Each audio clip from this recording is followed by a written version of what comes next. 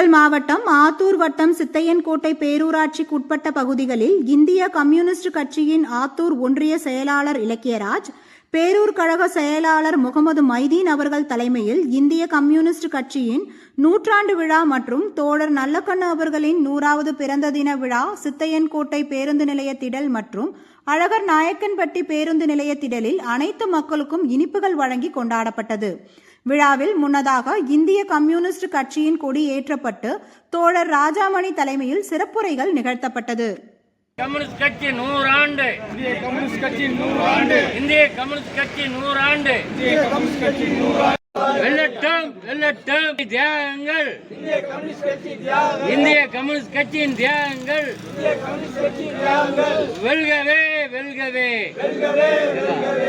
கீழே இறங்கி கூட எடுத்து விடுங்க. அதனால உங்களுக்கு வளரட்டும் வளரட்டும் வளரட்டும் வளரட்டும்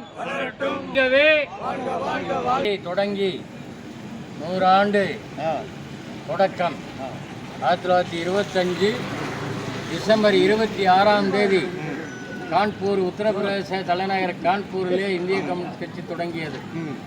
அதனுடைய நோக்கம் உழைப்பாளி மக்களுடைய உரிமைகளுக்காக, விவசாயிகள் மக்களுடைய உரிமைகளுக்காக, சுதந்திரம், பூரண சுதந்திரம் வேண்டும் என்பதற்காக, அடிமைப்பட்ட ஜனங்களை விடுவிக்க வேண்டும் என்பதற்காக, அடிமைப்பட்ட மக்களை விடுவித்து சுதந்திரமாக இந்திய நாட்டிலே பேச்சுரிமை, எழுத்துரிமை வேண்டும், சுய தொழில் நடத்துவதற்கு உரிமை வேண்டும்.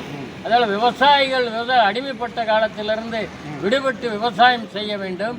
அவர்களுக்கு கிடைக்க வேண்டிய நிலங்கள், பறிக்கப்பட்ட நிலங்கள், ஒடுக்கப்பட்ட நிலங்கள், மேலாண்மையாக இருக்கக்கூடிய அந்த 1000 ஏக்கக்கூடிய அந்த விவசாயிகளுடைய பிரமக்கள், அவர்களுடைய இருந்து தொழிலாளிகள் விடுவிக்கப்படும் என்பதற்காக இந்திய கம்யூனிஸ்ட் கட்சி தொடர்ந்து போராடி வந்திருக்கிறது. பூரண சுதந்திரம் என்பதை பெற்றுக் கொடுத்திருக்கிறது. அது மட்டும் பேச்சுரிமை, எழுத்துரிமையை பெற்றுக் கொடுத்திருக்கிறது. விவசாய தொழிலாளர் 100 நாள் வேலைவாய்ப்பு திட்டத்தை பெற்றுக் கொடுத்திருக்கிறது.